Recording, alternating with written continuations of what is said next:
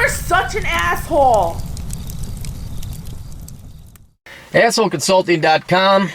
Banging it out in the mobile office where it's cloudy and crappy out.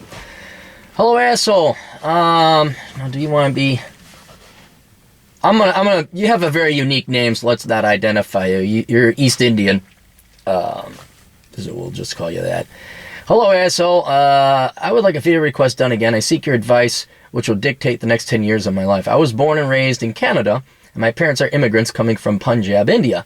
Thank fuck I wasn't born there. Our culture is very strict. We embrace traditional things like arranged marriages, dating, love is forbidden. When one of us wants to date, it has to be with a girl within our culture. No interracial dating or marriage. I would rather do things alternatively like marry, date, fuck a white girl or a girl outside of my culture. Boy, you guys and your obsession with white girls. See, here's why I get a kick. Why'd your parents leave India? Like, if it was so bad, then why did they go to Canada? But hey, we're not going to embrace the Canadian way of things. And I understand you want to hold on to some of your traditions. I got that. But, and we're going to raise our kid in Canada. He's going to be surrounded by Canadians. He'll be surrounded by all of Canada. And oh my God, he wants to do Canadian things. Like hunt caribou. This is a major problem for me as my parents and family members will disown me and look at me awkwardly for a very long time. Well, too bad for them. It is against our tradition and culture, which I don't give a shit about. All right, so you kind of sound like you're more brought up Canadian. Maybe you like the food, maybe you like the garb, but you're happy you weren't born in Punjab. My other relatives and cousins all have had expensive-ass weddings, debt much, and had days where they embraced traditional celebrations like rubbing spices on the bride's feet, which is like, what the fuck? Well, that's what they do. But yeah, I don't know what it is. I got a buddy, and he was telling me about Vietnamese weddings, and holy shit, do you guys just piss away your money? I know it's a big thing, but my gosh, you think Americans waste money. You have not seen like Asian or East Indian weddings. It's like, whoa. I read Bachelor Pad Economics and watched other sources on the matter about expensive weddings and why they are stupid. If I did make life choices which are against my culture, my parents will disown me, notably my narcissist and over-dramatic nagging mother. Also, my parents frowned at the idea of me joining the military and moving out to attend college in another town. When do I speak to my folks about how I want to live my life? We often scream and have arguments. What can I do best for guys? Well, if you're already arguing and screaming and having arguments, you haven't even dropped the bomb on them yet about, yeah, I don't want to marry a East Indian girl. Maybe I do, but I'd like to date her first. No, I'm not going to follow these traditions and cultures. And you're basically just destroying everything that your mother, maybe even your father, but mothers tend to be a little bit more controlling and obsessive about this. You're just destroying everything of value that she has been raised to look at. So she wants to see her little boy marry a nice little East Indian girl approved by a family that they approve of. And we know the Umrabis or whatever the last name are. And then you're going to go and you're going to make the little grandkids. And you don't want to do that. You don't want to do it. This goes back to the old claymation where there was the elf. I think it was Rudolph the Red-Nosed Reindeer. The elf wanted to become a dentist. Like, you can't become a dentist. You have to be an elf and make toys for Santa. We've been down this road before.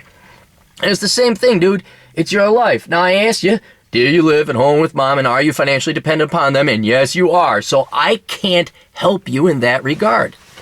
Because if you are going to, you face two problems trying to go and live your life. If you're financially dependent upon your folks, well, they could cut the strings, and it's going to be a poor life, and you're going to be hungry and starving, and you may not be able to pull off working and getting a career. Now, you might delay getting a degree in a career, but it sucks, dude. It sucks. Just so you know, does it suck? It does suck.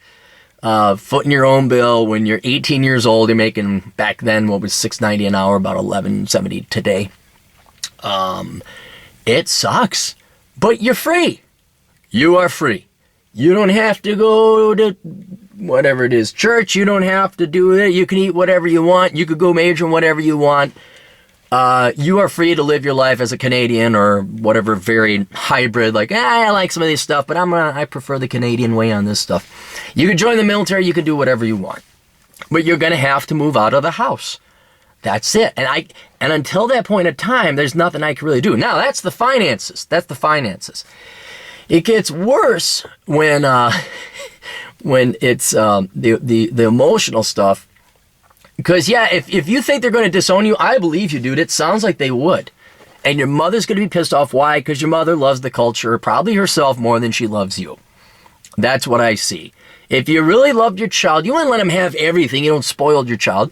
But it's like, oh, do you want to join the military? Well, that's your life, son. Go join the military. Oh, do you want to become a doctor? I remember we had another client not too long ago.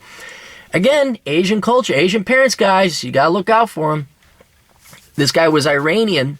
He came to the United States, and he was going to become a doctor or surgeon, and he just couldn't handle the blood or something like that. So he switched his degree to chemical engineering. Well, thank you very much. You're gonna contribute to society. Nothing wrong with that. Very good field. Parents disowned him. Like that. Because he was going to become a doctor. Because we need the bragging rights to brag to all of our other people about how great our sons are because our lives suck. So I wouldn't doubt it for a second that they would disown you. So you'd already have to have a job lined up. I would talk to the military. The military, even though it's the Canadian military and you guys are given a toothpick and you go run up some hills, there's some food, clothing, and shelter there. I don't think it's as lucrative as the American military, but you're not going to starve. You could go and pursue your degree. Wasn't going to be much for you to do anyway. But you can expect your parents not to talk to you potentially for the rest of your life. You may not see them again. And that's a risk you got to evaluate. Now, me personally, if my parents, I've always been more independent minded, but if my parents or relatives ever said, well, you better do what I say and live your life how I want you to, otherwise I won't ever talk to you again. Well, that's a tyrant. It's like, no, this is my life. I get to lead it how I want. Now, you may advise and make some suggestions, but ultimately the decision is up to me, and I hope you would respect that decision. But if you hate me for it, and you're going to, quote, disown me, well, guess you really didn't love me that much and view me as a pawn or a piece of property, which I increasingly think is the case. But for me, it's kind of a no-brainer. But I've never had my parents or anyone say, well, I'll disown you if you don't do this. I mean, that just kind of angers me and would kind of want me to push away more. Usually, though, what happens is if you hold your guns and you run off to the military, you make something of yourself, the family doesn't inevitably come around because then they realize that you're not there and you're not, no, I'm doing my own thing, and yes, I love you, Mom, but I'm not going to marry an East Indian girl. I'm going to go after some redhead over here. Slowly but surely they will come around, but you have to be prepared for the case that they don't.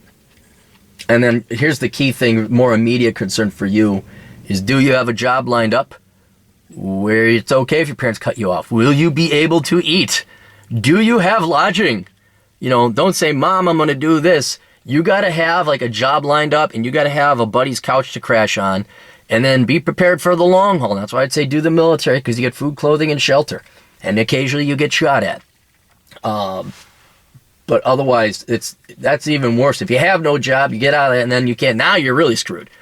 So it's up to you. I mean, it's a ballsy move. Are you going to hold your guns and say no? You're going to try and wiggle like kind of a balance deal between it all, and like, okay, tell your mom these things and tell her what she wants to hear, so she keeps paying food, clothing, and shelter, and then all of a sudden you meet Susie Q, the white girl, you go marry her, and you join the military anyway. You could try and pull that off, but me, I kind of no. I mean, and again, the fact you're arguing, and this is not you saying I want to go run off to Hollywood to become a star, because I want to join the military and date some girls who are in East India. And this is not the worst thing in the world. I mean, these are not, you're not going to start doing drugs. Anyway, that's it. I wish it's not going to be easy. I mean, I guess I know the correct answer, but you're going to have to prepare for the fact that they might actually disown you. You might never see your folks again. Usually you can work through the dad a little bit. But yeah, if you have to choose between living the life the way you want it and how other people are going to tell you to do it, well, that's not your life then. So, all right, that's it. You guys got questions? The old Captain's got answers. AssholeConsulting.com. I'll see you guys later. Toodles.